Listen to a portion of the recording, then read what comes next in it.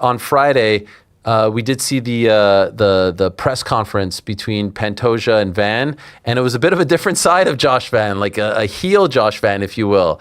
What do you think? What do you think? That's not surprising. That's been the same Josh Van all along. I don't know what y'all been watching, but he's been the same guy all along. He's been talking the same way all along, and he's just being pressed about it. And I think he's getting a little annoyed with some things that were said. He's still young.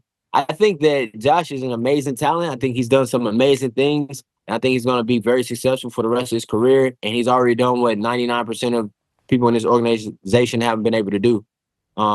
He's living at the height of his dream at a young age, and it's fun to see. It's fun to witness. It's fun to be a part of that story and him to be a part of my story.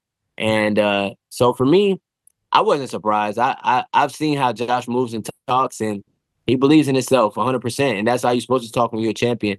Nobody was sitting up here making excuses for Muhammad Ali when he was talking crazy to people.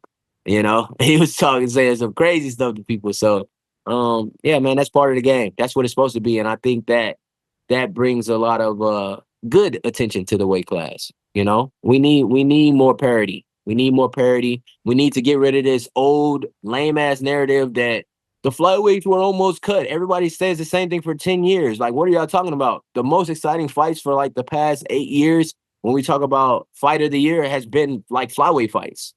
Like, what are we talking about? Stop talking about how we were almost cut. Like, that doesn't even, I know it was a thing, but that thing was fleeting and it should have never been a thing. So why are we still talking about it, right? And I think, yeah, this flyweight, how we are now, everybody in this weight class can be a world champion. And there's a lot of amazing athletes. So the more shine, more glory we get, the more things that happen like that is good. Let's get it more and more and more. I agree. It should have never been a thing. It's been what 7 years since that narrative came out. It was before the TJ Henry Cejudo fight. It's almost every event now. Certainly the numbered events, like last event, the Lonnie Kavanaugh fight was unbelievable. Brandon Royval, like almost every event, the flyweight fight is one of the best fights on the card. Your fight on Saturday was amazing. So yeah, I couldn't agree with you more. And I love like this title fight is amazing. By the way, do you think he wins? Do you think he beats Pantoja, Josh Van? I think he has an opportunity. I'm not one for picking fights, and I'm not a betting man, but I think they both have an opportunity. It's all going to be a battle of wills and who can make their game plan happen. I think he has the correct archetype to stuff takedowns and keep the fight in the center and make it tough for Pantoja. And I think Pantoja knows exactly what he has to do to win. And it's going to be tough, man. Josh is getting stronger. He's getting grown into a man. And so, I think that he'll surprise people and he'll have some things to work through as well through the fight. And I'm excited to see how he deals with that. I'm excited to see how Pantoja deals with the.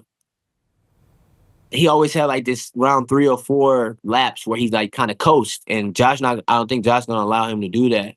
And I think that's gonna be a very telling part of the fight coming up. And I'm excited to see how they handle that. How soon do you want to return in against who? Finally, my boy. Um, I would love to fight as soon as I'm healthy within the next 90 days. And I would love a main event if it makes sense for the UFC. And I would like to fight against Brandon Royval or Mm, Kyoji Horiguchi or mm. Tatsuro Taira for a main event. Whoever they think is due for a main event, give me one of those guys. They're all proven. They're all amazing. And I want to show what I can do. I love that. Do you have a preference? One slot there? Do you have someone that you would love if given the option of the three? Yeah, I do have a preference, and I love him to death, but it's Brandon Royval. We had an amazing fight in the LFA. And I think he's the most proven out of those 3 guys. I think he's the best out of those 3 guys. And let's work, baby.